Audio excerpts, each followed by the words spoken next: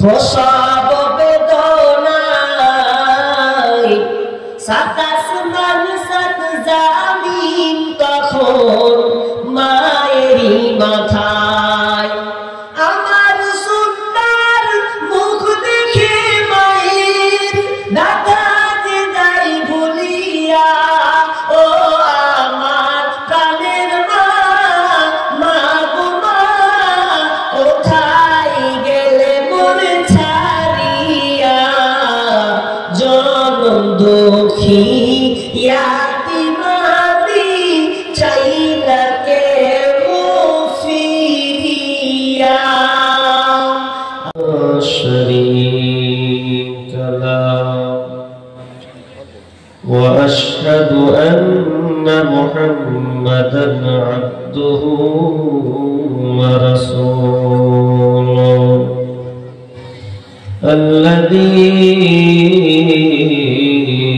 أرسله بالحق بصيرا ونذيرا وداعيا إلى الله بإذنه وسراجا منيرا. أما بعد فإن خير الحديث كتاب الله وخير الهدي هدي محمد صلى الله عليه وسلم وشر الأمور محدثاتها وكل محدثة بدعة وكل بدعة ضلالة وكل ضلالة في النار. فقد قال الله تبارك وتعالى في كلامه المجيد وفرقانه الحميد بعد أعوذ بالله من الشيطان الرجيم وما هو بقول الشاعر قليلا ما تؤمنون ولا بقول كاهن قليلا ما تذكرون تنزيل من رب العالمين.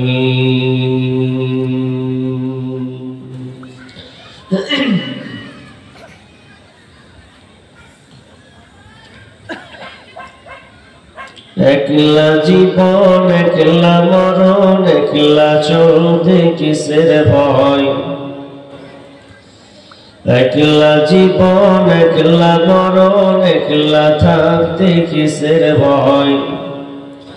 এই দুনিয়ার মানুষগুলো কেউ তো কারো নয়, এই দুনিয়ার মানুষগুলো কেউ তো কারো নয়। একলা জীবন একলা মরণ একলা চলতে কিসের ভয়? এই দুনিয়ার মানুষগুলো কেউ তো কারো নয় গো, এই দুনিয়ার মানুষগুলো কেউ তো কারো নয়। স্বার্থ ছাড়া কেউ চলে না, মনের কথা কেউ বোঝে না। স্বার্থ ছাড়া কেউ চলে না, মনের কথা কেউ বোঝে না।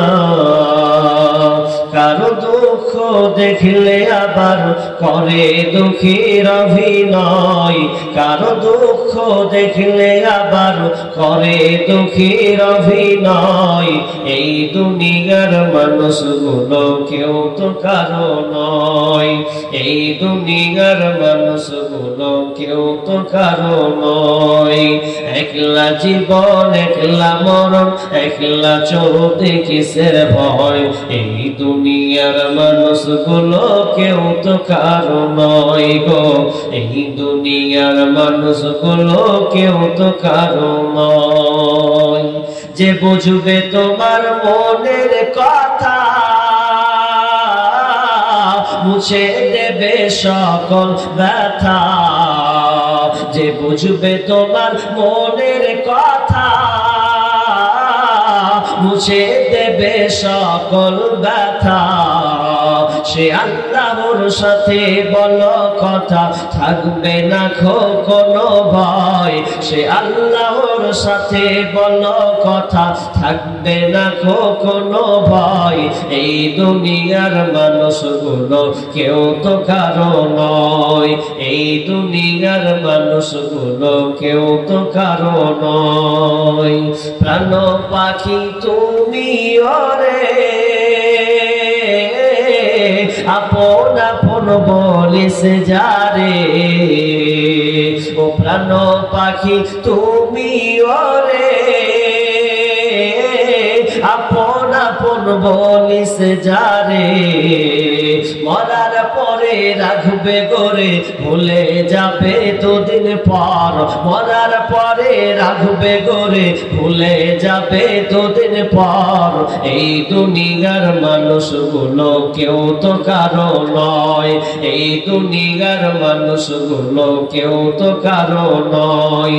একলা জীবন একলা মরণ, একলা চলতে কিসের ভয়। একলা জীবন একলা মরণ, একলা থাকতে কিসের ভয়। এই দুনিয়ার মানুষগুলো কেউ তো কারো নয় গো, এই দুনিয়ার মানুষগুলো কেউ তো কারো নয়। উপস্থিত সম্মানীয় সুযোগ্য আজকের এই জলসা স্বনামধন্য সভাপতি, মঞ্চে উপবিষ্ট আলিম ওলামাবৃন্দ, দূরদূরান্ত থেকে আগত সম্মানীয় অতিথিবৃন্দ, আমার সম্মুখে বসে থাকা বিভিন্ন এলাকা থেকে ছুটে আসা দিনদার ইমানদার মুমিন ভাই সকল, এবং পর্দার অন্তরালে প্রজেক্টের মাধ্যমে দেখনেওয়ালি সম্মানিত মা ও বোনেরা, প্রথমে সেই মহান মুনিবের দরবারে প্রশংসা করি যে মহান মুনিব আমাদেরকে একটি মাদ্রাসা কেন্দ্রিক আয়োজিত মাহফিলে কোরআন ও হাদিসের আলোচনা এবং বাস্তবায়নের লক্ষ্যে যিনি আমাদেরকে একটা সুযোগ দিয়েছেন, সে আল্লাহ সুবহানাহু ওয়া তাআলার শুকরিয়া আদায় করি, বলি আলহামদুলিল্লাহ। ভাই এত লোক আছেন, আল্লাহর প্রশংসা করবেন না? একটু সবাই জুড়ে বলেন আলহামদুলিল্লাহ। যেটা চাইছি ভাই ওটা হয় না, যেটা চাই সেটা হয় না। আপনাদেরকে আমি কত ভালো করে বললাম যে আপনারা একটু জোরে বলেন। জোর মানে কোনটা? নীরবতা নাকি? জি, মানুষকে যখন ভালোভাবে বলে তো ওটাকে ভালো করে ক্যাচ করেন। কিছু জিনিস আছে, আপনি একটা মানুষকে যখন ডাকেন মহব্বতের খাতিরে ভালোভাবে, যে ভাই শুনো, ভাই এ ভাই বলছে তো কান দেয় না কিছু। যখন 4-5 বার হবে যে সালা শুনতে পাই না রে, তোমরা কি বললি রে, ও সালাতে শুনতে, বাকি শুনতে পাইনি। মহব্বতের সঙ্গে আপনাদেরকে বললাম, তো আপনারা নীরবতার সঙ্গে বলছেন। তো একটু জোরে আল্লাহর প্রশংসা করি। আল্লাহর প্রশংসা করতে আপনাদের কষ্ট হবে নাকি? জি হবে না? তো ইমানি চেতনা দেখাতে হবে। তো আজকে ভারতবর্ষে যা প্রেক্ষাপট, আপনাকে দেখাতে হবে আপনি কদিন নিশ্চুপ থাকবেন। আমরা আল্লাহর প্রশংসা করি, প্রথমে বলি আলহামদুলিল্লাহ, অতঃপর শান্তি বর্ষিত হোক সকল নবীদের উপর, বিশেষ করে আমাদের শেষ নবী জনাবে মুহাম্মদুর রাসূলুল্লাহ। আমরা সকল বলি সাল্লাল্লাহু আলাইহি ওয়াসাল্লাম। সম্মানিত উপস্থিতি, আমি আপনাদের সম্মুখে একটি বিষয় নিয়ে আলোচনা করব বলে নিয়ত করেছি। আমি সূরা আল-হাক্কা থেকে 3টি আয়াত পড়েছি, আর কিছুই পড়িনি। এই আয়াতকে কেন্দ্রবিন্দু রেখে আজকে আমার আলোচ্য বিষয় কোরআন কি। কোরআন আল্লাহ সুবহানাহু ওয়া তাআলা আমাদের দিলেন কেন? কোরআন মানলে আমাদের ফায়দা কি আছে? 2-3টা পয়েন্ট, বেশি লম্বা পয়েন্ট করব না। আচ্ছা, আমাদের আসমানি কিতাব যে গ্রন্থ, সে আসমানি কিতাব নাম আমরা সকলে জানি, তাই তো? কি ভাই, আসমানি কিতাব আমাদের কিতাবের নাম কি? কথা বলেন না ভাই। আপনারা এত নিশ্চুপ করে আছেন মানে বুঝলাম না। ও বক্তার নয় যে আমি একা একা বলবো, যেমন বলবো তেমন বকিয়ে নিব। যদি আমার কাছ থেকে কিছু নিতে চান, আমার ব্রেন থেকে, ভেতর থেকে, তাহলে আপনাদেরকে বকতে হবে, তাহলে পাবেন কিছু। আর যদি একা একা আমাকে বকান, তো আমি ওই চলে গিয়ে একদম শেষ পর্যায়ে চলে যাব। আচ্ছা, আমাদের ধর্মগ্রন্থের নাম কি? কোরআন। জোরে বলেন রে ভাই, আফসোস। ওই জন্য আমি প্রত্যেক জায়গাতে কথাটা বলি, অনেক জায়গাতে যেখানে মুখ খুলেন না, দেখবেন যখন খেলার মাঠ যখন তৈরি হয়, ফুটবল খেলা হয় কি হয় না? আপনার এদিকে ফুটবল খেলা হয় না? হয়তো। কটা প্লেয়ারের মাথায়? কটা? 22টা, তাই তো? 22টা প্লেয়ার, এদিকে পক্ষ বিপক্ষ দুটো, তাহলে 22 জন মিলে একটা বলকে লাথায়। কেন? ও গোলকিতে ভরার জন্য, তাই তো? আচ্ছা, এত লোক যে চারদিক থেকে ওকে দেখে, দর্শক উৎপেতে বসে থাকে, চেয়ে থাকে কখন গোল হবে। কিন্তু এরকম কি দেখেছেন? যা গোল হবে, জোরে জোরে বলছিল্লা, কেউ বলে কি? কে বলে না। দর্শক তার অনুভূতি, প্লেয়ারের পায়ের অবস্থা বুঝে নেই। যখন দেখবেন গোলকির মিডিলে, গোলকি যে ধরেছে, গোলকি আছে, যখন বলটা যখন ঢুকে যায়, ঢুকে গিয়ে যত চারদিকে দর্শক আছে, যেমন ঢুকবে তেমনি একটা শব্দ আসবে, কি? গোল! চিল্লাবে না? গোটা মাঠকে তোর পার করে গেছে। কে বলেছিল ওকে গোল বলতে? 1 পয়সা লাভ হয়েছে। আর আমরা দিনের খাতিরে আলোচনা করব, কথা বলবো, কখনো সুবহানাল্লাহ, কখনো আলহামদুলিল্লাহ, আমরা বলবো, আল্লাহর প্রশংসা করবো, তা আমাদের মুখ দিয়ে একটু সাহসিকতা জোরে আসে না, তাহলে কোনো কাজ হবে? কথা বলবেন ইনশাআল্লাহ। আচ্ছা, আমাদের আসমানি কিতাব যে গ্রন্থ, এই আসমানি কিতাবের নাম কি?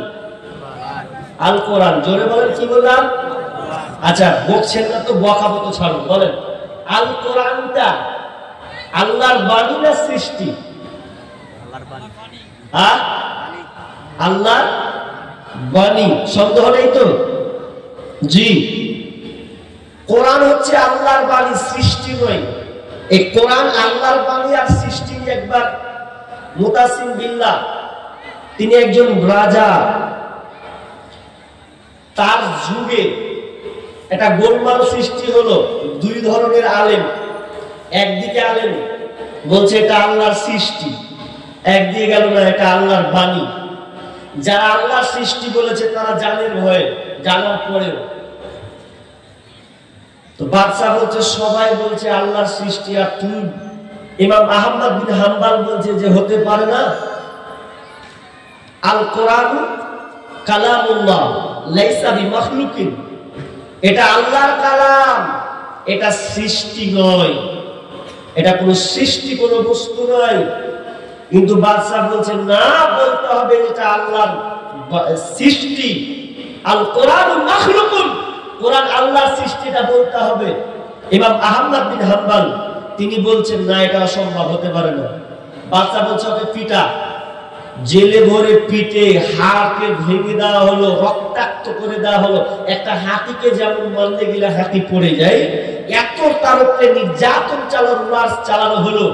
শেষ পর্যায়ে একজন আলেম এসে বলছেন, ভাই আপনি বলে দেন যে আল কোরআন মাখলুকুন।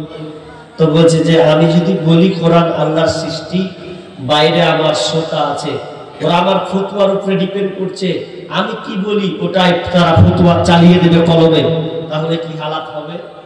তো বলছে তাই তো, তাহলে আমি এই ভুল ফতোয়া দিয়ে আমি মরতে পারি না, যদি মরতে হয় তো আমি সঠিকের উপরেই মরবো। তাহলে কোরআন হচ্ছে আল্লাহর বাণী, এটা আল্লাহর সৃষ্টি নয়।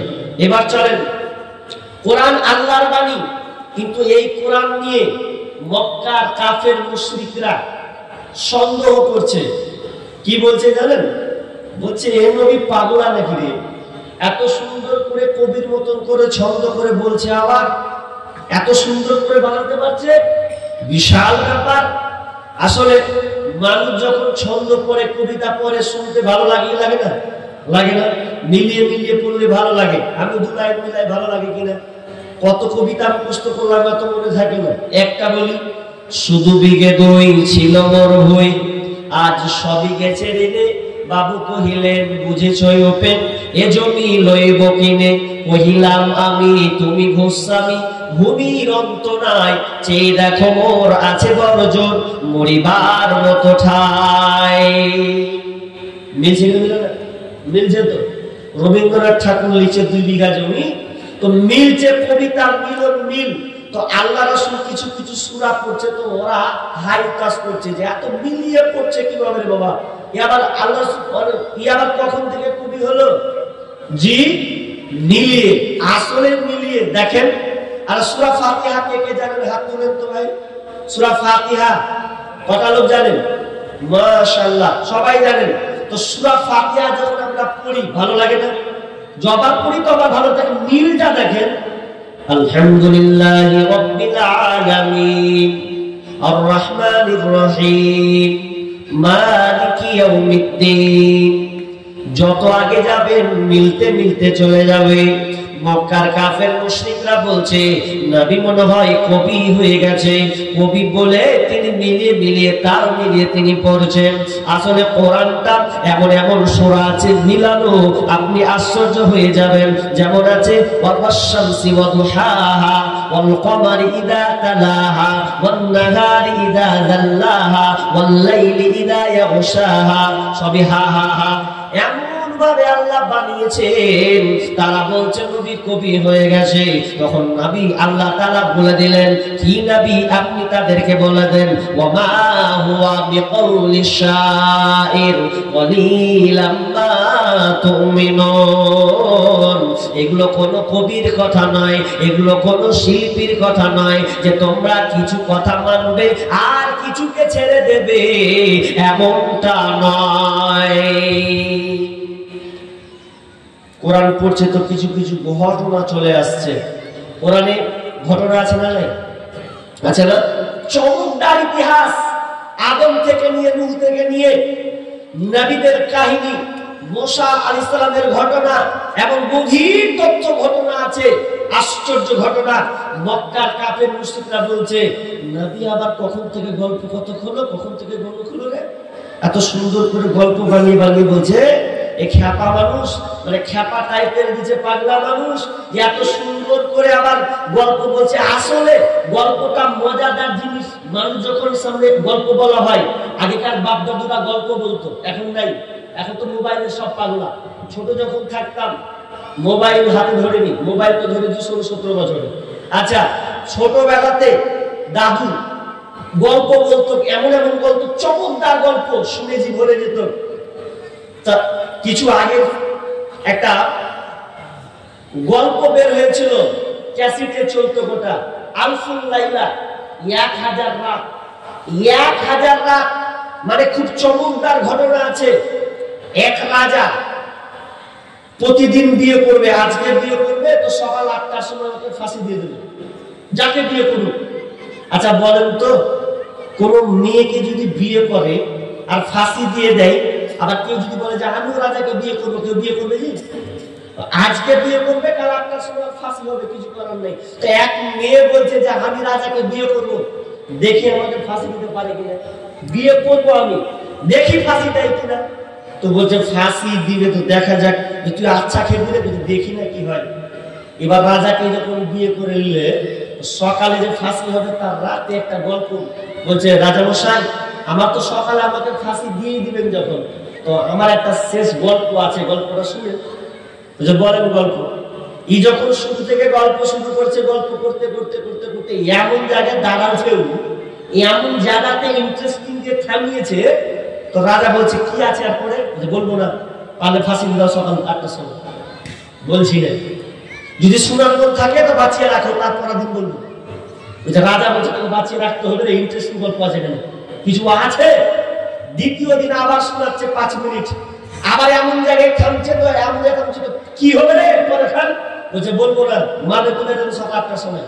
তারপর আর দিন ই করতে করতে করতে 1000 রাত, মানে 1000 অতিবাহিত হয়ে গেল।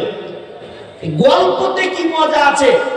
এই জন্য দেখবেন ভারতবর্ষে যে সিরিয়াল গুলো বের হয়, এই প্রত্যেকটা মুসলিমের ঘরে অশান্তি লাগানোর জন্য তার একটা পরিকল্পনা করেছে যে মুসলিমদের ঘরে ঘরে যেন অশান্তি শুরু হয়, তার 1 নম্বর হয়ে গেছে সিরিয়াল। সিরিয়ালে পাঠ হয়, পর্ব হয়, 1 5 মিনিট 10 মিনিট করে একটা পর্ব হবে, এমন ভাবে পর্বটা শেষ হবে কোন মা খারাপ হয়েছে যে কিরণকে কখন কি করলে রে, কেন মনে হয় দেখবো, ওরা ভুল হবে না, এই কিরণের কি হবে ওটা দেখবে, তারপরে কোন কথা আছে, এমন ভাবে চরম ধর্মে না হয়। তো এদের ব্যাপারে একটা গজল ছোট কালে লিখেছিলাম অনেকদিন আগে, প্রায় 5-7 বছর আগে। তো যাই হোক, কি বলছি আপনাদের, যে গল্প কথক শুনে ভালো লাগে, তো ঠিক তেমনি ভাবে মক্কার কাফের মুশরিকরা বলছে নবী গণক হয়ে গেছেন, গল্প কথক হয়ে গেছেন। দিয়ে আল্লাহ সঙ্গে সঙ্গে উত্তর দিয়েছেন, ওয়ালা বিকাউলি ওয়ালা বিকাউলি কাহিন কলিলাম মা তাযাক্কারুন। এগুলো কোনো গল্প কথকের কথা নয়, গল্পধারীর কোনো কথা নয়। তোমরা গল্প কথক মনে করে, এগুলোকে গল্প মনে করে তোমরা কিছু কিছুকে মানবে আর কিছু কিছুকে ছেড়ে দেবে, এমনটা নয়। তাহলে এটা কি কোত্থেকে এসেছে? আল্লাহ বলছেন তানজিলুম মির রাব্বিল আলামিন, এটা আল্লাহর পক্ষ থেকে এই কোরআনটা পাঠানো হয়েছে, রবের পক্ষ থেকে এই কোরআন নাজিল হয়েছে। এটা রবের পক্ষ থেকে মানব রচিত কোনো কিতাব নয়, এটা রবের পক্ষ থেকে এসেছে। তাহলে এই কোরআন আল্লাহর বাণী কেন এলো? আল্লাহ বলছেন কিতাবুন আনজালনাহু ইলাইকা লিতুখরিজান নাসা মিনাল যুলুমাতি ইলান নূর। এ আল্লাহ সুবহানাহু ওয়া তাআলা বলছেন আমি নবীকে যে এই কিতাবখানা দিয়েছি, নবী হে আপনার উপরে যে এই কিতাবখানা নাজিল করেছে, এই কোরআনখানা যে দিয়েছি, এই কোরআনটা কেন দিয়েছি?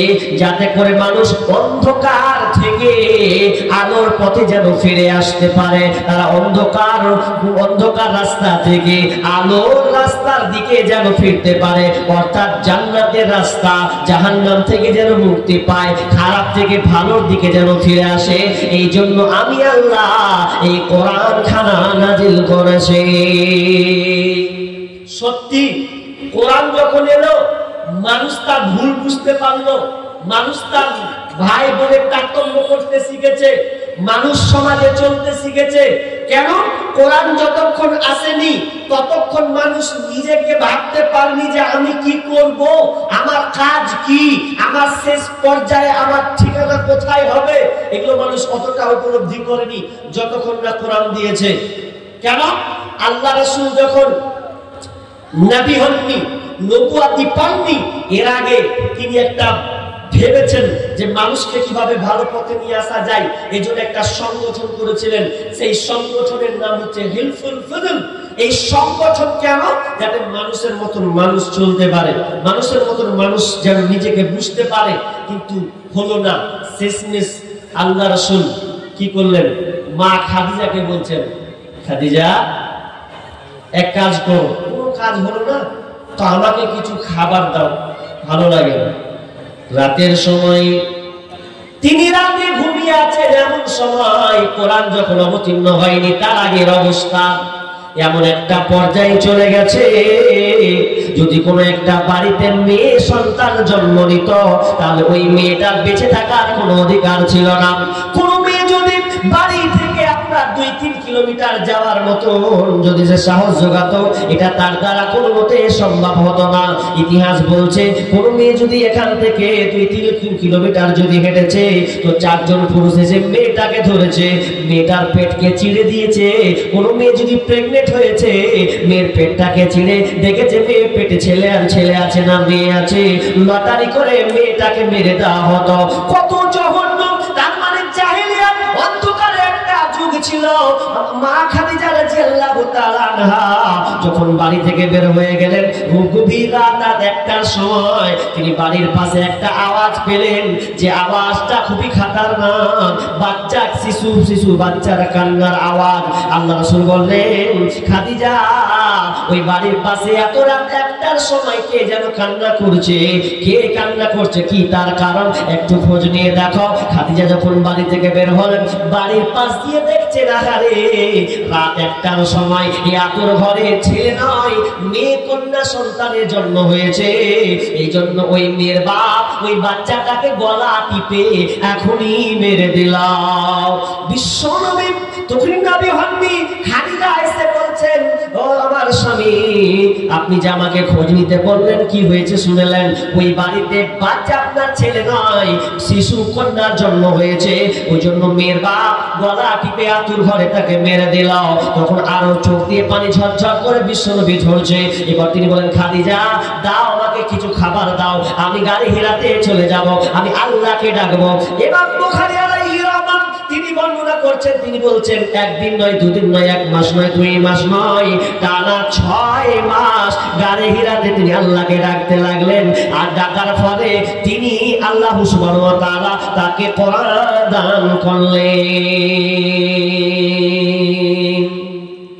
কোরআন এলো, এবার যাও দাঁড়ে দাঁড়ে মানুষকে বুঝাও, দেখাও, হেদায়েতের পথে নূর পাবে। কোরআন এলো মানে মানুষ তার অন্ধকার বুঝলো, অন্ধকার থেকে সে আলোকিত হলো। কিন্তু আজকে আমরা মুসলমান কোরআন পেয়েছি, কিন্তু কোরআন কারা চেয়েছি? আমরাই তো চেয়েছি। কোরআন চাওয়ার ফলে আমরা কি হয়েছি? কোরআন আসলো কিন্তু কোরআন আমরা রেখে দিয়েছি। মুঝে কো ফাওয়ালো মুসাফির না সমঝো, मैं आया नहीं हूँ बुलाया गया हूँ, मुझे को फवालो मुसाफिर न समझो, मैं आया नहीं हूँ बुलाया गया हूँ। एक मुसाफिर बुला के सताया गया हूँ, मैं रोया नहीं हूँ रुलाया गया हूँ। কোরআন কে আমরা চেয়েছি, যেদিন কোরআন এসেছে সেদিনকে আমরা ঘুমিয়ে গেছি। এটা কত খারাপ কাজ। যদি আপনার বাড়িতে মেহমান আসে আর মেহমান যদি আপনি মেহমানদারি না করেন, তাহলে ওই মেহমানের অবস্থাটা কেমন হবে বলেন? ও রাগ করে আবার ফিরে চলে যাবে। কিন্তু এই কোরআনকে কে চেয়েছে? আমরাই চেয়েছিলাম। কিন্তু এই কোরআন পেলাম, কিন্তু কোরআনকে আলমারিতে তালাবদ্ধ করে রেখে দিলাম। এই জন্য একজন কবি, মালদার মধ্যে একজন বিখ্যাত কবি আছেন, সেই কবি বলেছেন, মুক্তার চেয়ে হীরার চেয়ে দামি কোরআন রাখিয়া ঘরে, শান্তির জন্য খুঁজে বেড়ায় বাতিলের দ্বারে দ্বারে। যে কোরআন আপনাকে শান্তি দেবে সেই কোরআনকে আমরা আজকে ছেড়েছি। কোরআন দিয়ে আপনি জীবন চালাবেন, কিন্তু দুঃখ লাগে আবার এই কোরআনকে নিয়ে এখন বর্তমান পাইতারা শুরু হয়েছে। 1885 সালে একজন নাস্তিক বেঈমান চাঁদমল ছোকরা এবং শীতল সিং নামে 2 জন ব্যক্তি, তারা হাইকোর্টে মামলা করেছিল কোরআনের বিরুদ্ধে, যে এই কোরআনকে বিলুপ্ত করে দেওয়া হোক, এই কোরআন চলবে না, ভারতবর্ষের কোরআনকে বাস্তবায়ন করতে দেওয়া হবে না, এটাকে রিজেক্ট করে বাতিল করে দেওয়া হোক। হাইকোর্টে আপিল করা হলো, ফলাফল কোনো লাভ হয়নি, কিছুই হয়নি। শুধু তাই নয়, কাশ্মীরের একজন বেঈমান মুসলমানের বাচ্চা, কিন্তু মুসলমান তো বলাই ঠিক নয়, সেই বেঈমানের বাচ্চা সালমান রুশদি তিনি কি করেছিলেন, কোরআনের বিরুদ্ধে একটা বই লিখেছিলেন। সেই বইটার নাম হচ্ছে দ্য স্যাটানিক ভার্সেস। জানেন তো এই বইটার অর্থ হচ্ছে কি, কোরআন হচ্ছে শয়তানের কাব্য গ্রন্থ। এই নওজুবিল্লাহ মিন যালিক বলেন, এই কোরআন শয়তানের কাব্য গ্রন্থ। তিনি এই বইটা লিখে এই ইহুদির বাচ্চারা তাকে ভারতের ইন্ডিয়ান টাকা প্রায় 2,20,00,000 টাকা তাকে প্রাইজ দিয়েছিলেন, পুরস্কার করেছিলেন। কি লিখেছিলেন জানেন বইয়ে? আল্লাহর নামে এত তাচ্ছিল্য ভাষা, নবীর ব্যাপারে এত গান মন্ত করেছেন। শুধু তাই নয়, বলছে এই কোরআনে জিহাদের কথা আছে, যে কাফিরদেরকে হত্যা করে দাও। আরে মামুর বেটা, তুই আগে কোরআন পড়তে পড়তে আগে হাদিসকে তালাশ কর। জিহাদ বলতে কি বোঝানো হয়েছে? উত্তরপ্রদেশের একজন পণ্ডিত, হিন্দু পণ্ডিত, যার নাম স্বামীলক্ষ্মী শঙ্করাচার্য, তিনি একটি গ্রন্থ লিখেছিলেন, কিতাব। সেই কিতাবটা হচ্ছে দ্য হিস্টোরি ইসলামিক টেররিস্ট। এরকম একটা বই লিখেছিলেন যে ইসলাম হচ্ছে ইসলাম এটা সন্ত্রাসবাদী, মানে ইসলাম সন্ত্রাসবাদী তৈরি করে ইতিহাস, এরকম একটা বই লিখেছিলেন। তো তিনাকে একটা বই গিফট করা হয়েছিল যে না, আপনি যেটা বই লিখেছেন ভুল। তিনি আবার কোরআনকে রিসার্চ করতে লাগলেন, গবেষণা করতে লাগলেন যে আমি মনে হয় ভুল লিখেছি না ঠিক লিখেছি। এখন ওনার বক্তব্য আপনারা পাবেন। স্বামীলক্ষ্মী শঙ্করাচার্য উত্তরপ্রদেশের একজন ভালো হিন্দু পণ্ডিত, তো তিনি ভুল বলেছেন যে না, আমার লেখা ভুল হয়েছে, আমি এটা প্রত্যাহার করলাম। তিনি বলছেন না, ইসলাম হচ্ছে শান্তির ধর্ম, এতে জঙ্গিবাদ শিখায় না, সন্ত্রাসবাদ শিখায় নাই, বরং ইসলাম একটা শান্তির ধর্ম। কিন্তু আজকে আফসোস লাগে, এই কোরআনকে যারা বাইজপ্ত করার চেষ্টা করছে, নিভিয়ে দেওয়ার চেষ্টা করছে। গত পরশুদিনকে আমি দেখলাম একজন ভদ্রলোক, কি বলবো ওকে, মনে হয় মালদার কোন আশেপাশে কার লোক আছে, ও আবার কি বলছে জানেন? ও বলছে যে হাইকোর্টে, সুপ্রিম কোর্টে, লোকসভাতে আলোচনা হোক যে কোরআনকে যেন মুছিয়ে দেওয়া হয়। এটা 2-3 দিনের কথা। এই যে বিল পাস হলো, কি এই যে বিল পাস হয়েছে, আমাদের বাপ দাদার সম্পত্তি, ওয়াকফ সম্পত্তি পাস হওয়ার পরে পরে সাহস পেয়ে নিল কি, যে কোরআনকে বাজেয়াপ্ত করে দেওয়া হোক, নিভিয়ে দেওয়া হোক। তিনি কি বলছেন জানেন? বলছে এই কোরআনকে নিভিয়ে দিতে হবে। আরে তোমার মতন কত বেঈমানকে দেখলাম, তুমি কোথাকার হে যে তুমি বলছো এই কোরআনকে বাজেয়াপ্ত করে দেওয়া হবে, মিটিয়ে দিতে হবে? এটা কোন মুসলমানের বাচ্চা বসে থাকতে পারে না এরকম কথা।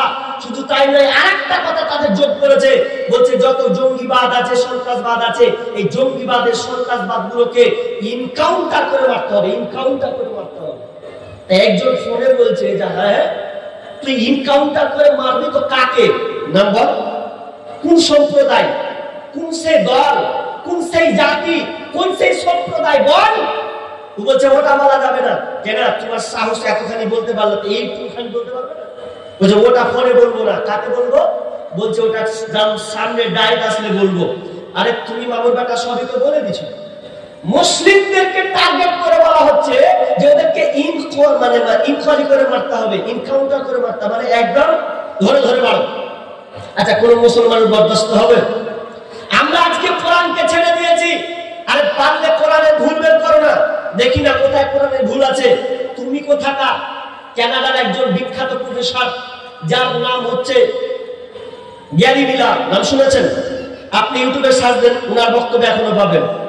গ্যারি মিলার তিনি বলেছিলেন, একজন খ্রিস্টান পাদ্রী, তিনি বলেছিলেন আমি কোরআনের ভুল বের করে ছাড়বো, কোরআনের ভুল বের করবই। আমি অনেক ধর্মগ্রন্থের ভুল বের করেছি, আর সামান্য কোরআনের পারবো না। তিনি ইংলিশ অনুবাদ নিলেন, অনুবাদ নেওয়ার পর এবার শুরু করছে তো ওরে আল্লাহ, প্রথম শুরু হয়েছে সূরা ফাতিহা, মানে কি উপত্যমণিকা আরম্ভ দিয়ে শুরু হয়েছে প্রশংসা দিয়ে, আলহামদুলিল্লাহি রাব্বিল আলামিন। যখন তিনি এই বাক্যটা, যখন তিনি আয়াতটা পড়লেন, পড়ার পর তর্জমা দেখছেন, আরে এটা কেমন একটা কিতাব, যে কিতাবে প্রশংসা দিয়ে শুরু হয়, কিন্তু অন্যান্য ধর্মগ্রন্থ আমি দেখেছি প্রশংসা দিয়ে শুরু নয়। আমি অনেক কিতাব ঘেটেছি প্রশংসা দিয়ে শুরু নয়, কিন্তু এই কোরআন এমন একটি আজব কোরআন যে সর্বপ্রথম আল্লাহর প্রশংসা দিয়ে শুরু হয়েছে। শুরু তাই নয়, তিনি চ্যালেঞ্জ করে শুনে তখন আবার তিনি সামনে এগিয়ে গেলেন। যখন সূরা বাকারাতে প্রথমে যখন ঢুকলেন, যালিকাল কিতাবু লা রাইবা ফীহি হুদাল লিল মুত্তাকিন, এটা এমন একটা কিতাব যেই কিতাবের মধ্যে কোনো ভুল ত্রুটি কোনো সংশয় তোমরা বের করতে পারবে না। যখন এই তরজমাটা তিনি ইংলিশ অর্থ তরজমা যখন দেখলেন তিনি তাজ্জব হয়ে গেলেন। আমি কোরআনকে চ্যালেঞ্জ করতে গেলাম তো কোরআন পাল্টা আমাকে চ্যালেঞ্জ করছে যে এর মধ্যে তোরা ভুল বের করতে পারবে না। আমি তো অবাক হয়ে গেলাম, কোরআনকে চ্যালেঞ্জ করতে গেলাম, কোরআন পাল্টা আমাকে চ্যালেঞ্জ করে। তার মানে তো আজব একটা কোরআন। পড়তে পড়তে পড়তে পড়তে সূরা মারিয়ামকে যখন পেয়ে গেলেন, তিনি একজন খ্রিস্টান লোক, যে আমরা খ্রিস্টান হয়ে মারিয়ামের ব্যাপারে তো বাইবেলে কিন্তু আলোচনা নাই, কিন্তু এমন একটা কোরআন যেই কোরআনে মারিয়ামের পুরো হিস্টোরি ইতিহাস তুলে ধরা হয়েছে। তার মানে যা তা কোনো এটা কোরআন গ্রন্থ নয়, এটা সত্যি এটা এমন একটা গ্রন্থ আমি যত গ্রন্থ পড়েছি এর মতন বিকল্প গ্রন্থ আর পৃথিবীতে দেখি নাই। তখন তিনি সঙ্গে সঙ্গে সঙ্গে সঙ্গে তিনি কালেমা পড়েছিলেন, আশহাদু আল্লা ইলাহা ইল্লাল্লাহ ওয়া আশহাদু আন্না মুহাম্মাদার রাসূলুল্লাহ। চ্যালেঞ্জ করতে গেল, পাল্টা মুসলমান হতে হলো। তার বক্তব্য আপনি এখনো পাবেন। তিনি ইসলামের দাওয়াত দিচ্ছেন, এখন বর্তমান রানিং ইসলামের দাওয়াত দিচ্ছেন। তাহলে কোরআন আমরা বুঝতে শিখলাম না যে কোরআন কি দিল আমাদেরকে, কি আছে এর মধ্যে। দেখেন যত লোক আপনারা বসে আছেন, যত লোক বসে আছেন, আমি যদি হাত তুলতে বলি মনে হয় 100% যদি 2-4-5% উঠবে যে কোরআন করতে যাবে। উঠবে কি উঠবে না একবার দেখা যাক, দেখবো একবার, ট্রাই করবো। আচ্ছা বলেন তো কে কে কোরআন পড়তে পারেন? কথা উঠেছে। তার মানে এটা হাস্যকর বিষয় নয়, এটা আমাদের দুর্বলতা। কোরআন জানতে হবে।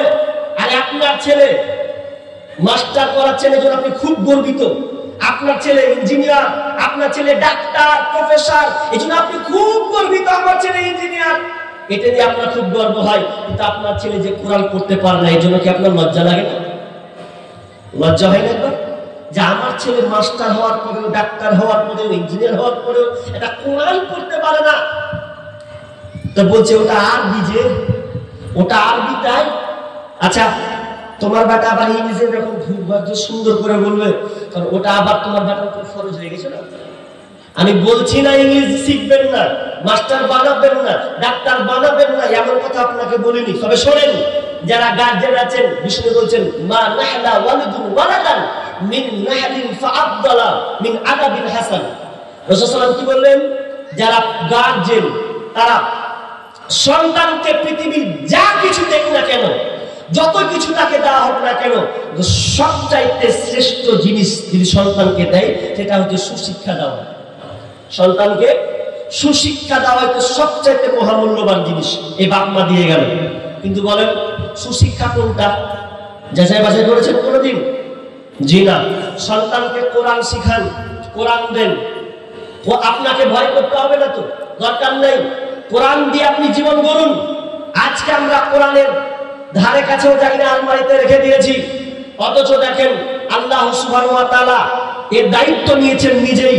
আসলে আমরা বুঝতে শিখিনি। এই কোরআন এমন একটা গ্রন্থ যে আল্লাহ নিজে জানে যে এই কোরআনের শত্রু পৃথিবীতে তৈরি হবে। এর শত্রু যেমন বাংলাদেশের একজন বাঘা বাঘা 4 জন নাস্তিক বর্তমানে বেঁচে আছে, মুফাসসাল, আসিফ, মাসুদ, এরা কয়েকজন বেঁচে আছে বর্তমানে বড় বড় নাস্তিক। বাংলাদেশের একটাও নাই বাংলাদেশে, সব রাশিয়া আর আমেরিকান যেখানে সেখানে ঘুরছে। কিন্তু শুনেন, কোনো লাভ হবে না। কেন? আল্লাহ নিজে বলছেন বিসমিল্লাহির রহমানির রহিম, ইন্না নাহনু নাযালনা যিকরা ওয়া ইন্না লাহু লাহাফিজুন। আল্লাহ বলছেন স্বয়ং আমি আল্লাহ এই কোরআনকে নাজিল করেছি, কোরআন খানকে আমি নিজেই পাঠিয়েছি, অতএব রক্ষণাবেক্ষণ আমি আল্লাহ হলাম নিজে। এই কোরআনকে কেউ মিটাতে পারবে না।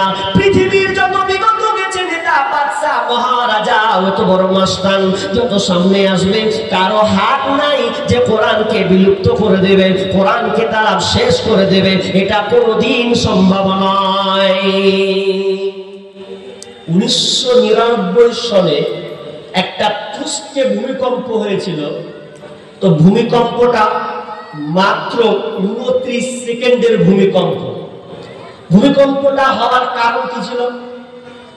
তো আল্লামা দেলোয়ার হোসেন সাঈদীর আলোচনা থেকে আমি এটা শুনেছি এবং গুগলসে সার্চ দিয়ে দিলাম তার প্রশ্ন পড়ে পড়ে যে 1999 সালে একটা তুরস্কে ভূমিকম্প হয়েছিল। তার কারণ পেশ করা হচ্ছে।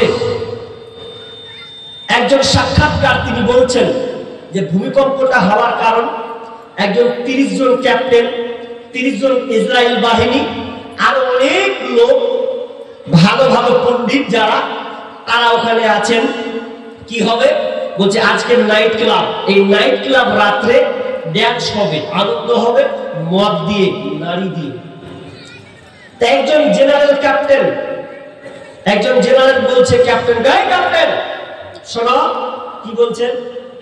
বলছে এখানে কোরআন আছে তো? বলছে আছে। বলছে কোরআনটা নিয়ে আসতে পারবে? যে জি পারবো। কোরআনটা নিয়ে আসো। কোরআন যখন নিয়ে আসা হচ্ছে তো কোরআনে বলছে এক কাজ করো, আচ্ছা তুমি তো কোরআন পড়তে পারো, তো কোরআন সূরা হিজর 9 নম্বর আয়াতটা বের করো তো। ক্যাপ্টেন ভয় খেয়েছে, এই তো আজই প্রশ্ন করছে 9 নম্বর আয়াত খুলবো মানে? এই যে বুঝতে পেরে গেছে মোরমাল গোলমাল আছে, তখন বলছে আমি এগুলো সব বলতে পারবো না, জানি না।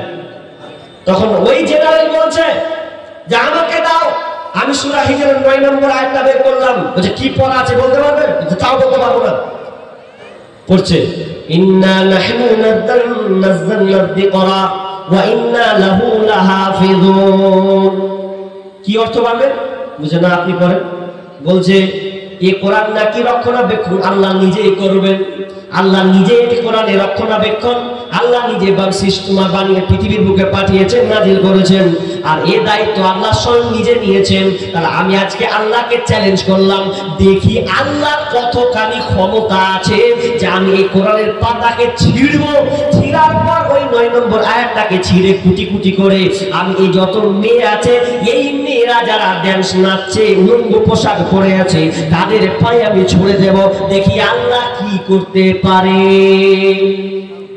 জেনারেল ক্যাপ্টেন তো ভয় খেয়ে গেছে, ভাই তুমি তো যার সঙ্গে পাঙ্গা নিচ্ছ আল্লাহর সঙ্গে তো চারটিখানি ব্যাপার নয়। তখন তিনি কি করলেন? বলছে আমি এখানে আর থাকবো না।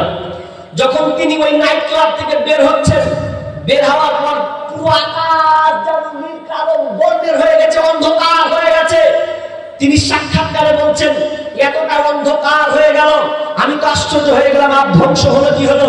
এ করতে করতে করতে করতে এমন ভাবে চারদিকে ঝিয়ে ধরলো, ধরতে ধরতে ওই পুরো নাইট ক্লাবকে এমন ভাবে ধ্বংস করলো, এলাকা সহ মাত্র 29 সেকেন্ডের ভূমিকম্পে যখন এই কোরআনকে মেয়েদের পায়ের তলায় ছুড়ে দেওয়া হলো, মদ পান অবস্থায় সবাই পান করছে আর নাচছে আর ড্যান্স করছে, এমন সময় 29 সেকেন্ডের একটা ভূমিকম্পে সমস্ত জায়গাকে ধূলিসাৎ করে দেওয়া হলো।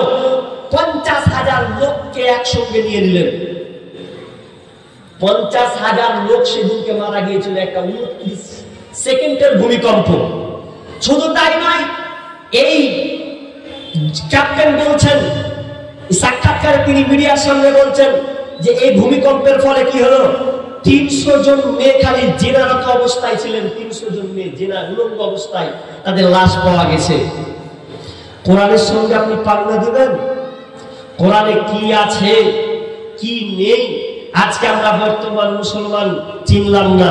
যদি আগুন লেগে ধ্বংস হয়ে যায়, যদি আগুন লেগে ধ্বংস হয় পৃথিবীর সব বইয়ের দোকান, তবু বিশ্ব থেকে হারাবে না পবিত্র কোরআন, তবু বিশ্ব থেকে হারাবে না পবিত্র কোরআন। কেমন করে করবে কোরআন ধ্বংস আগুনের ইতে, আছে বিশ্ব ভরা অগণিত কোরআনের হাফেজ। কেমন করে করবে কোরআন ধ্বংস আগুনের ইতে, আছে বিশ্ব ভরা অগণিত কত কোরআনের হাফেজ, তারা ছাপাবে আসমানি গ্রন্থ, তারা ছাপাবে আসমানি গ্রন্থ, রাখবে ইসলামের মান, তবু বিশ্ব থেকে হারাবে না পবিত্র কোরআন, তবু বিশ্ব থেকে হারাবে না পবিত্র কোরআন। কোরআন কোনোদিন ধ্বংস করতে পারবে না। তাহলে কোরআনকে আমাদেরকে শিখতে হবে। কোরআনে কি আছে?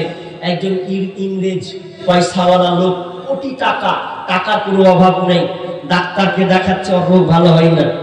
তো ইংরেজ লোকটা বলছে যে কোথায় ভালো হবে, একটু পরামর্শ লওয়া যাক। একজন বলছে যে ওই গ্রামের একটা মৌলবি আছে, তো ওই মৌলবির কাছে যাও, ওই মৌলবিটার কিছু না কিছু ওই কোরআন থেকে তার ফলাফল পাওয়া যাবে। তাই নাকি? যাই যে দেখি মসজিদের পাশে মৌলবি শিখাচ্ছে আলিফ বা তা সা জিম হা খ শিখাচ্ছে। তুই বলছে কি এমন লাভ করছে, এক দুভাব করছে গো, বুঝতে পারি না। বলছে কে? বলছে আমি অমুক এসেছি। বলছে আমার রোগ ভালো হচ্ছে না, তো আপনার কাছে নাকি এর সমাধান আছে, তো আপনি দেন তো। বলছে আমার কাছে আবার কি সমাধান আছে? আমি কোরআন, এই কোরআন আমাদের, কোরআন দিয়ে আমরা জীবন গড়ি, কোরআনে যা আছে সেটা আমরা ফলো করি, মেনে চলি। তো বলছে এখান থেকে কিছু উপকার হয় কিনা?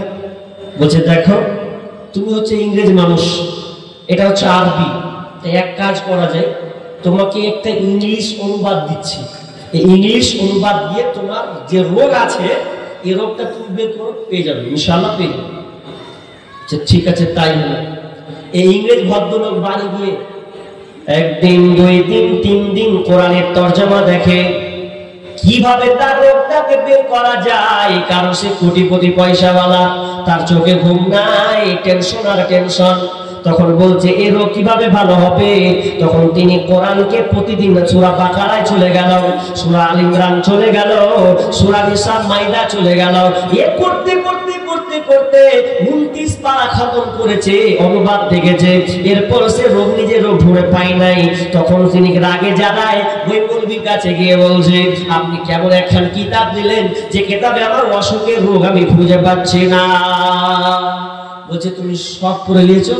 বলছে না, এখনো কিছু পাতা বাকি আছে, তো ওই পাতা পড়বো, এতটি মোটা পাস করে দিয়েছি, কিছু পেলবো আর এখানে পেলবো, যা দেখো পাও কিনা। ও দেখছে রোগ যদি ভালো হয়ে যায় তো আর কি নেবো, যাই পারে। আবার বাড়ি গেছে, বাড়ি যেতে যেতে যেতে 12 খান পাতাকে আস্তে আস্তে সুরানাবা থেকে শুরু করলেন। খুলতে খুলতে খুলতে এমন সময় একটা সূরাতে এসে লেগেছে, যে সূরাটা কি? বিসমিল্লাহির রহমানির রহিম, বিসমিল্লাহির রহমানির রহিম, হাল হাকুমুত তাকাসুর হাত্তা যুরতুমুল মাকাবির। দুইটি আয়াত যখনই ওই লোকটা পড়ে নিয়েছে, পড়ার পরে পরে তার মধ্যে একটা আনন্দ, যেন উল্লাস তার মধ্যে বেরিয়ে এলো। কি লেখা আছে?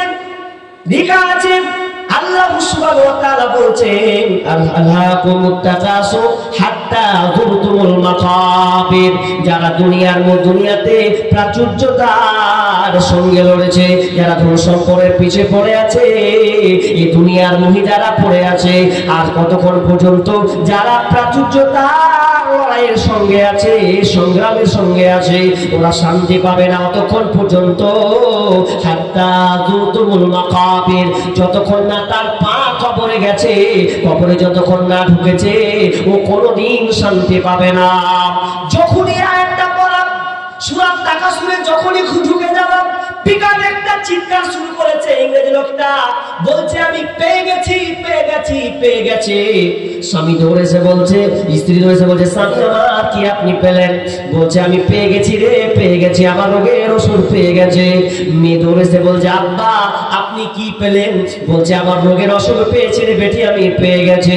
এত আনন্দ উল্লাস। বলছে এখন বুঝতে পারছি আমি দিনে কোটি টাকা ইনকাম করি, এত টাকা ইনকাম করে এরপরে আমি যেন শান্তি পাই না। তার মানে আমার দুর্বলতা হচ্ছে আমি টাকার পিছনে ছুটে গেছিলাম, আমি প্রাচুর্যতার মধ্যে ডুবে গেছিলাম, এই জন্যে আমার মনে শান্তি নাই। আর এটা কোনোদিন শান্তির বস্তু নয়।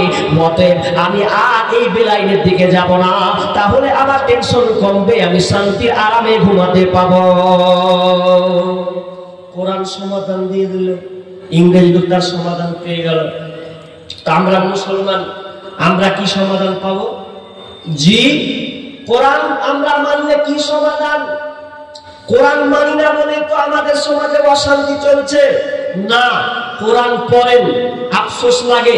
একটা উদাহরণ বলি আপনাকে। আপনার ছেলে যদি বাইরে পড়াশোনা করে আর পড়াশোনা করার পর যদি আপনার ছেলে আপনাকে লেটার দেয়, চিঠি, ভালো করে বুঝেন, লেটার চিঠি দিয়েছে, আপনি গরিব মানুষ, চাষি মানুষ, বেটাকে ইংলিশ মিডিয়ামে পড়েছেন, তো বেটা ইংলিশে একটা লেটার চিঠি পাঠিয়েছে বাড়িতে। এখন আপনি কৃষক মানুষ, কি বুঝবেন? এও বুঝেন না, বিও বুঝেন না। এখন আপনি বলছেন আবার কোন ভাষা রে, আপনি কি লিখেছে বেটা, এই জন্য আপনার দিলটা ধারাস করছে, আমার বেটা কি লিখেছে আমাকে জানতেই হবে, জানতেই হবে, জানতেই হবে। এই জন্য ছুটছেন কোথায়? যে ইংলিশ টিচার, যে ইংলিশ মাস্টার, দৌড় মারছেন। স্যার একটু দেখেন না, আমার বেটা বাইরে থেকে একটা লেটার পাঠিয়েছে, কি পাঠিয়েছে দেখেন, আমার একখানটাই বেটা কি পাঠিয়েছে দেখেন। তো পড়ছে, তো বলছে যে তোমার বেটা অমুক তারিখে আসবে, তো কিছু টাকা দরকার আছে, এগুলোই পাঠিয়েছে। তো আপনার ভেতরটা কত আকতি বিকতি করছে যে আমি জানবই যে এখানে কি লেখা আছে, আমার বেটা পাঠিয়েছে। তো এই জন্য আপনি খুব ক্লাস মানে খুব খুঁজছিলেন, খুব জানার চেষ্টা করছিলেন। আচ্ছা বলেন, কোরআনটা কে পাঠিয়েছেন? আল্লাহ যে কোরআন পাঠিয়েছেন, তো আপনার কি একবারে দিল জাগে না যে আল্লাহ যিনি আমাকে বানিয়েছেন, সৃষ্টি করেছেন, সে আল্লাহ কোরআনে কি লিখেছেন একটু জানার ইচ্ছা হয় না? আপনার মন চাই না যে কোরআনটা একটু পড়ি, একটু কিছু জানি? জি না, কোরআনটা পড়ুন, জানুন কি লেখা আছে। কিন্তু আজ হতভাগা আমরা, দুনিয়াতে যত পেছনে আছে, কোরআনটা কি আছে এটা আমরা ব্যবহার করার, আমরা সমাধান বের করার আমরা চেষ্টা করতে পারছি না। সময় থাকতে সময় কোরআন পড়ো, আমার নবীর রাস্তা ধরো, চইলা গেলে সময় তোমার ফিরে পাইবা না। কত কিছু পারো রে বন্ধু, কোরআন পারো না, মইরা গেলে জান্নাত পাইবা, এত সোজা না। মইরা গেলে জান্নাত পাইবা, এত সোজা না। কত কিছু পারো রে বন্ধু, কোরআন পারো না, মইরা গেলে জান্নাত পাইবা, এত সোজা না। অতএব প্রত্যেককে কোরআন জানতে হবে। কোরআন যদি না জানেন তো আপনি কিভাবে বাতিলের সঙ্গে মোকাবিলা করবেন, বাতিলের সঙ্গে আপনি কিভাবে সংগ্রাম করবেন? এই কোরআন আল্লাহ সুবহানাহু ওয়া তাআলা আপনাকে দিয়েছেন শান্তির জন্য, আপনি শান্তি পাবেন। কোরআনকে মানলে কি লাভ হবে? কোরআন কি লাভ হবে? অতএব কোরআন এমন লাভ হবে, আল্লাহ সুবহানাহু ওয়া তাআলা বলছেন যদি তোমরা কোরআনকে মেনে নাও পরিবারে, রাষ্ট্রে, সমাজে, তাহলে তোমরা শান্তিতে থাকবে। কিন্তু দুঃখ লাগছে কি জানেন, আমরা দুনিয়ার সব কিছু শিখছি, যারা বাতিল, যারা নাস্তিক, তারা পর্যন্ত কোরআনকে নিয়ে রিসার্চ করছে, গবেষণা করছে, খালি ভুল ধরার লেগে। কিন্তু আমরা এমন জিনিস কোরআনে আবার ভুল বের করছে, ওদের মাথায় গোবর আছে বলে ওদের মতন করে ভুল ধরছে। কিন্তু আচ্ছা বলেন, কোরআনের কি ভুল বের করতে পারবে? জি বলেন, পারবে? পারবে না। এরপরেও অনেকেই বলেছেন যে কোরআনে ভুল আছে, বই লিখেছেন, কিন্তু ওদের মোটা বুদ্ধিতার কারণে তারা বলেছেন। ভাই আপনারা উঠছেন কেন? ভালো লাগে না ভাই ওটা? জি দেখেন, আমি শেষের দিকে চলে আসছি। তো এটা কোরআন আমাদেরকে ভালোভাবে ফলো করতে হবে। এবার শুনেন, শেষে যে কথাটা বলি, আপনি দুনিয়ার যত কিছু শিখেন, কিন্তু আপনার সন্তানকে আপনি আগে কোরআন শিক্ষা দেন। ইনশাআল্লাহ আপনার সন্তানদেরকে কোরআন শিক্ষা দেবেন তো? জি, আপনি মাস্টার করেন, ডাক্তার করেন, প্রফেসর করেন, ইঞ্জিনিয়ার করেন, সব কিছু করেন, আমার সমস্যা নেই, কিন্তু তার সাথে একটু কোরআন শিক্ষা দেন, যাতে করে আপনি বাপের সম্মানটা পান, মায়ের মর্যাদা আপনি পান। এই জন্য সন্তানকে আপনি কোরআন শিক্ষা দেন। আজকে সন্তানেরা কথা শুনে না কেন? দেখেন অনেক গার্জেনরা আমরা কি করছি, মেয়েদেরকে বরখায় ভরছি, ঠিক আছে ভালো কথা, এটা আমার আপত্তি নেই, বরখার মধ্যে রাখছি, কিন্তু বরখার মধ্যে যে রাখছেন, কিন্তু ওই মেয়েকে যদি আপনি কোরআন শিক্ষা না দেন, ওই মেয়েটার বরখার মর্যাদা রাখবেন। কথাটা বুঝেননি? যত স্টেশন যায়, মালদা থেকে শুরু করে কিষানগঞ্জ পর্যন্ত যত স্টেশনে নেমেছি, দেখছি ওরে আল্লাহ রে আল্লাহ, বরখা পরে ট্রেন থেকে নামছে, তো নামার পরে জোড়া জোড়া নামছে। বুঝেন? জোড়া জোড়া, একটা করে ছেলে আছে তো একটা করে মেয়ে আছে। বরখা পরে আছে তো মেয়ে ছেলেকে সঙ্গে করে, আরে তুই বরখা পরা মেয়ে আমার সঙ্গে তোর প্রেমিক হয়ে গেল কি করে? জি, তার প্রথম কারণ কি জানেন? আমরা মেয়েদেরকে মোবাইল দিইনি, কোরআন দিইনি, কোরআনের পরিবর্তে মোবাইল দিয়েছি। কোরআন পড়াতে পারিনি, কিন্তু ওর হাতে মোবাইল দিয়ে দিয়েছি। এই মোবাইল দেওয়ার কারণে আজকে মেয়েরা বরখার গর্দানকে উড়িয়ে দিয়েছে। কথা বুঝেননি? বরখার যে মান সম্মান আজকে আমাদের মুসলমানের মেয়েরা শেষ করে দিয়েছে। জন্য আমি একটা কথা সব জায়গাতে বলি, যে তসলিমা নাসরিনের বরখা পরা আর আপনার বেটির বরখা পরার কোনো পার্থক্য নেই, সমান। বলুন কেন? তসলিমা নাসরিন যখন বাংলাদেশ থেকে ভারতে আসে নিজের জানকে বাঁচানোর জন্য, তো সেদিন বরখা পরে ভারতে এসেছিল। বরখা পরে যাতে চিন্তা কেউ না পারে। তো আপনার মেয়ে ওই সেম বরখা পড়ছে, ওর দেহকে রক্ষা করার জন্য নয়, ওর বাপ মা, ওর প্রতিবেশী, ওর আত্মীয় থেকে নিরাপদ থাকার জন্য বরখা করছে, যাতে প্রেমিকের সঙ্গে দেখা করতে ধরা না পড়ে যায়। জি খবরদার, এরকম কাজ করবেন না। আপনার মেয়েকে আপনি বরখার মধ্যে রাখুন। এই জন্য এবার একটা গজল সঙ্গীত লিখেছি এবছরে, যে আজকে মোবাইলটা এমন একটা ভাইরাসে পরিণত হয়েছে, আপনার মেয়েকে আপনি মোবাইলে কোরআন বাদ দিয়ে আপনি ওই মেয়েকে মোবাইল দিয়েছেন। এই জন্য সাবধান হন, সাবধান। মোবাইল দেওয়ার কারণে আজকে বর্তমান মেয়েরা রসাতলে চলে যাচ্ছে, বাপ মাকে পর্যন্ত ফাঁকি দিয়ে চলে যাচ্ছে, আপনি কিছু ঠেকাতেও পারবেন না।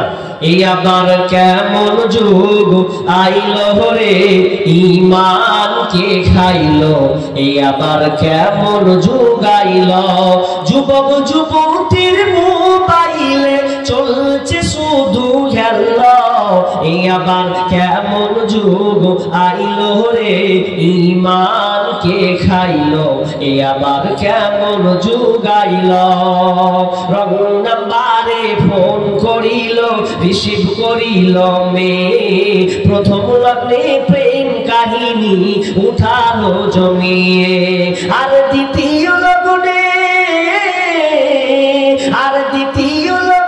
প্রেম আগুনে দুজনকে পুরাইল, এই আবার কেমন যুগ আইলো রে, ঈমানকে খাইলো, এই আবার কেমন যুগ আইলো, মেয়ে নিল মোবাইল হাতে, ফেসবুক চালাবে তাই, ওয়েটিংরত বসে আছে প্রেমিকি তাহার, মেয়ে নিল মোবাইল হাতে, হোয়াটসঅ্যাপ চালাবে তাই, ওয়েটিংরত বসে আছে প্রেমিকি তাহার, আর সারা রাত চ্যাটিং করে, সারা রাত চ্যাটিং করে, সকালটাই ঘুম ভাঙিল, এই আবার কেমন যুগ আইলো রে, ঈমানকে খাইলো, এই আবার কেমন যুগ আইলো, এমন একটা সময় এলো মোবাইলের ঠেলায়,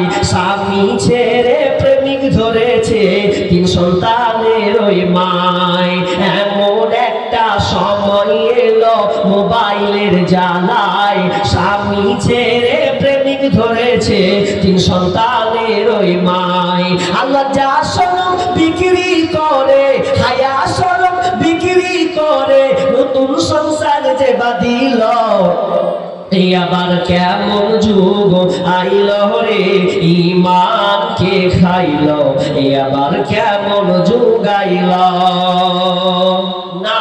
প্রথম কথা, গার্জেন যারা আছেন শেষ মেসেজটা শুনে নেন।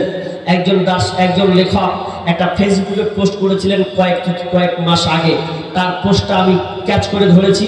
তিনি বলেছেন কোনো বাপ মা যদি, কোনো গার্জেন যদি মেয়েকে মোবাইল দিয়ে দেয়, অ্যাডাল্ট হওয়ার পরে পরেই 16-17 বছরে যদি কোনো গার্জেন মোবাইল দেয়, তাহলে ওই বাপ মা মেয়ের জন্য পরপুরুষের জায়গা করে দিল। অতএব মোবাইল নয়, মোবাইলটা প্রয়োজনে দেন, কিন্তু পারলে আপনার মেয়েটাকে, আপনার সন্তানকে আগে কোরআনটা দেন। তাহলে দেখবেন কোরআন দিলে ওই মেয়েটাও সঠিক রাস্তায় থাকবে এবং আপনি ভালো প্রজনন তৈরি করতে পারবেন, ভালো প্রজনন তৈরি করতে পারবেন। আপনারা বলছেন যে হ্যাঁ এখন আজকে মানুষ হয় না, সব মানুষ কেন তৈরি হয়েছে? তো মানুষ তৈরি হওয়ার এটাই কারণ যে ভালো ফ্যাক্টরিতে হয় না, ভালো মা যে আপনি পাচ্ছেন না। তাহলে ভালো মা তৈরি করতে গেলে মাদ্রাসার দরকার, ঠিক না? মাদ্রাসা থেকে ভালো ছেলে ভালো মেয়ে পয়দা হবে। কিন্তু আজকে আমরা এই মাদ্রাসাগুলোকে গুরুত্ব দিচ্ছি না। যত একাডেমি, যত ইউনিভার্সিটি, যত স্কুল, যত আপনার কিনা জেনারেলের দিকে এতটা প্রাধান্য দিয়েছি, কিন্তু আমরা মাদ্রাসাগুলোকে এমন পর্যায়ে নিয়ে চলে গেছি। আরে আমরা চাইছি আপনার কল্যাণের জন্য, আমার 1 পয়সা লাভ নাই, আমার 1 পয়সা লাভ নাই। আপনি তো বুঝবেন না, কখন বুঝবেন? যখন আপনার দেওয়ালে পিঠ ঠেকবে সেদিন বুঝতে পারবেন। বুঝতে পারছেন না? ওয়াকফ বিল যে পাস হলো রাতারাতি চোরের মতন করে, লোকসভাতে পাস হয়ে গেল, জানেন তো আপনারা? পাস হয়েছে। কি পাস জানেন? ওয়াকফ কি আপনার জানা আছে? এই ওয়াকফ ভারতবর্ষে যত সম্পদ আছে, এই ওয়াকফের সম্পত্তি 1.2 লক্ষ কোটি। এত টাকা মাসিক ইনকাম হবে আপনার সম্পদ থেকে, আপনার বাপ দাদার সম্পদ থেকে। শুধু তাই নয়, পশ্চিম বাংলাতে প্রায় লিখছে যে মাসিক আয় ওয়াকফের সম্পত্তি থেকে যদি মাসিক আয় বের হয় তো মিনিমাম 900 কোটি টাকা বের হবে। এত সম্পত্তি ওরা হাতে নিয়ে নিয়েছে। এখন বিল পাস হয়ে গেছে। এখন বলবেন পাস হয়ে তার মধ্যে কি তোমার কি? তোমার বাপ দাদু যে এই কবরস্থানে শুয়ে আছে, কবরস্থান আছে তো পাশে, আছে না নাই? আছে। এই কবরস্থান সেদিন আপনার যখন নজর দিবে এই সুকনেরা, সেদিন বলবে এখানে গোলমাল আছে, এখানে আর কাউকে মাটি দিতে দেওয়া হবে না। সেদিন আপনি কিছু করতে পারবেন না। কেন? বিল পাস হয়েছে তো। পাস হওয়ার পরে পরে 300 বছর পুরানা একটা কবরস্থান 20 একর জমি দখল করে দিল। আপনারা দেখেছেন? আপনি আশ্চর্য হয়ে যাবেন। কিন্তু আস্তে আস্তে তারপরে আজকে দেখলাম একটা বিশাল বড় মাদ্রাসাকে তারা অ্যাটাক করেছে। এখানে আর মাদ্রাসা করতে দেওয়া হবে না। কি করবেন আপনি? বিল পাস হয়েছে তো। আপনি ঘুমান, এখন ঘুমিয়ে কোনো লাভ হবে না। সজাগ সোচ্চার হতে হবে, আন্দোলন করতে হবে, এ ব্যাপারে আরো স্টাডি করতে হবে, জানতে হবে। এই বাপ দাদার সম্পদ আমাদের আবার ফিরিয়ে নিয়ে আসতে হবে। আছে সম্ভব। আমরা তো সেই মুসলমান, যেই মুসলমান 750 বছর ভারতবর্ষে রাজত্ব করেছি। আমরা সেই মুসলমান। আজকে আমরা ঘুমিয়ে আছি, ইমানের দুর্বলতা হয়ে গেছে। দুর্বলতা নেই? যেই বাপ দাদুরা টাকা পয়সা দিতে কোনোদিন দ্বিধাবোধ করেনি, সঙ্গে সঙ্গে দিয়ে দিয়েছেন। আজকে মসজিদ মাদ্রাসাগুলো পয়সা চাইতে হয়। দেবা আমি কেন চাইব? আপনার ভবিষ্যতের লক্ষ্যে আপনি মাদ্রাসাগুলোকে একটা ভবিষ্যৎ উজ্জ্বল করে যাবেন। আপনার ধন সম্পদ থেকে প্রতিষ্ঠানে আপনি দান করে যাবেন। আপনি মরে গেলে এই সাদকায়ে জারিয়া আপনি পেতে থাকবেন। মানুষ ভাবছে দান করলে মরার পরে সাদকায়ে জারিয়া পাবো। এটা খুব হাদিস শুনেছেন, ইজা মাতাল ইনসানু ইনকাতা আনহু আমালুহু ইল্লা মিন সালাসা। খুব শুনেছেন হাদিস না? এটাও শুনে রাখুন ভালো করে।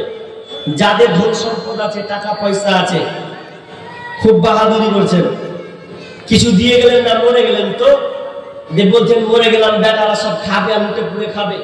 শুনে রাখেন, আপনার ওই ধন সম্পদ থেকে যদি আপনার বেটারা ওই আপনার টাকা বেলাইনে চালায়, হারাম জায়গায় যদি সে চালায়, কবরে শুয়ে শুয়ে আপনাকে বাটাম খেতে হবে। এটা মনে রাখেন। মনে করি আমরা যে বেটারাকে দিয়ে দিলাম মনে এখন খালাস, জি না। মরার পরে ওই পাপের সাথে জানি আপনাকে ভোগ করতে হবে, কিছু করার নেই। অতএব দান করতে শিখুন। দান করলে কমে যায় না, দান করলে আরো অর্থ সম্পদ আল্লাহ বৃদ্ধি করে দেন। তো কেউ আছেন এই মাদ্রাসা শুনলাম অনেক পুরাতন, এই দক্ষিণ দিনাজপুর 1943 সালে প্রথম শুরুয়াত স্থাপিত হয়েছে। তাহলে আপনারা বলেন তো, এত ইনকার প্রণা, নিশ্চয় আপনারা এই মাদ্রাসাকে ভালোবাসেন। সেই হিসাবে আমি একজন মুসাফির হিসাবে আমি আপনাদের কাছে অনুরোধ করছি, মা বোন আপনারা যারা আছেন, আপনার হস্তে আপনাদের যতটুকু কুলাই অথবা আপনারা যে এই লক্ষ্যে আপনাদেরকে লক্ষ্মী ভান্ডারের টাকা দেয়, লক্ষ্মী ভান্ডার আছে, ওই লক্ষ্মী ভান্ডারের জন্য আমি ওই মায়েদের কাছে আবেদন করব, মা আপনি 12 মাস লক্ষ্মী ভান্ডারের টাকা পান, শুধু একটা মাস আল্লাহ রাস্তায় অফ করে দেন, এই মাদ্রাসায় দেন মাত্র 1000 টাকা, আমি তার জন্য প্রাণ খুলে দোয়া করব। ভাই জলসা তো 2 দিন আছে বুঝতে পারছি, জানি না আজকে প্রথম দিন, দ্বিতীয় দিনটা ভালোই হয়, তো আমি প্রথম দিন হিসাবে মুসাফির হিসাবে, আল্লাহ রাসূল বলছেন মুসাফিরের দোয়া আল্লাহ কবুল করেন, সে হিসাবে কেউ আছেন আল্লাহর রাস্তে মায়ের জন্য, এই মাদ্রাসায় আব্বার জন্য, সন্তানের জন্য, আপনি বিপদে আছেন, যেই বিপদ আপনি আল্লাহ ছাড়া কাউকে বলতে পারছেন না, এরকম বিপদে আছেন, কেউ আছেন আল্লাহর বান্দা, আল্লাহ